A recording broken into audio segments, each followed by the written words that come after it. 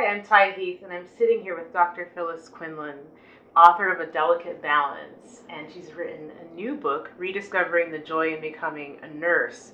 My mom is a nurse, and I love her very much, so I'm very curious to learn more about this book that you've written. Yes. Can you tell us a little bit more about where the idea came from and why you felt the need to write the book? So about 10 years or so, I started to weave coaching services into the services that my consulting firm offers. And initially, the nurses who called, or other professional caregivers who called, were looking for coaching services about career development, crafting the perfect resume, looking at the perfect, cover letter, and, even talking about career strategies. Is it time to get a master's? Is it time to get a postgraduate degree? Should I get a clinical certification? Or occasionally I would have somebody say, I think I want to go into a whole new specialty, so how can I craft a plan to get from here to there? And those were very exciting times, and I felt really good about being called upon, to work with people while they're growing in their profession. But in the last 3 to 5 years, the questions have changed. They've changed dramatically. The questions are now, what part can I find in nursing? What role can I play in nursing where I don't have to take care of patients? Right. And it was just so amazing to get these questions, but I have to honestly share, I knew the feeling behind those questions. Being a nurse for 37 years, I've certainly had times where I've questioned my career choice.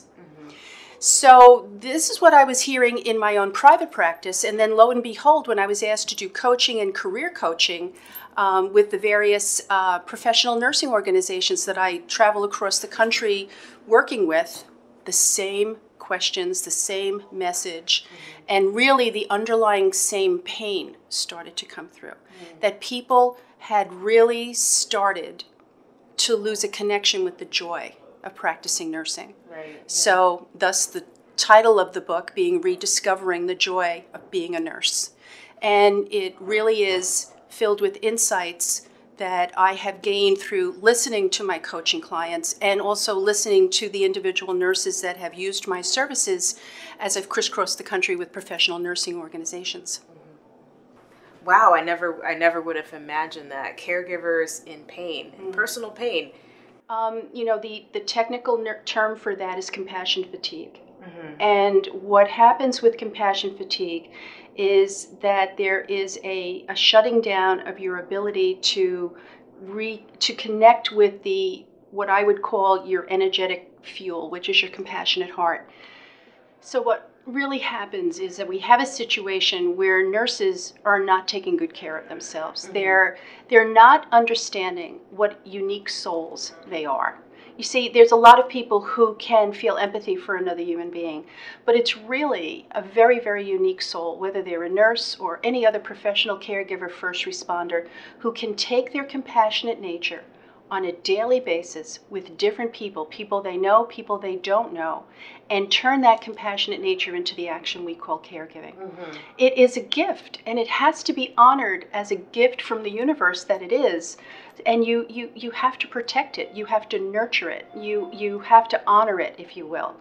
And because we're natural caregivers, we just don't get that. We don't understand that, we have to be very, very careful about burning it up too much without replenishing it. Right. I always say that the airline industry gives us some valuable lessons when they say put your own oxygen on first and then help the person next to you, because if you pass out, what good are you? And honestly, that is the message. You must do good self-care in order to have a full well to be ready to serve on a daily basis. This is not a sprint.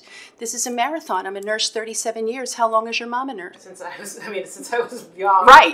Right. You can't even remember when. It's always been a nurse. Exactly. So, if you're going to give of yourself day in and day out to multiple people, then you have to have the responsibility, really consider it part of the professional responsibility to keep your compassionate nature whole and intact, so that you can continue to serve.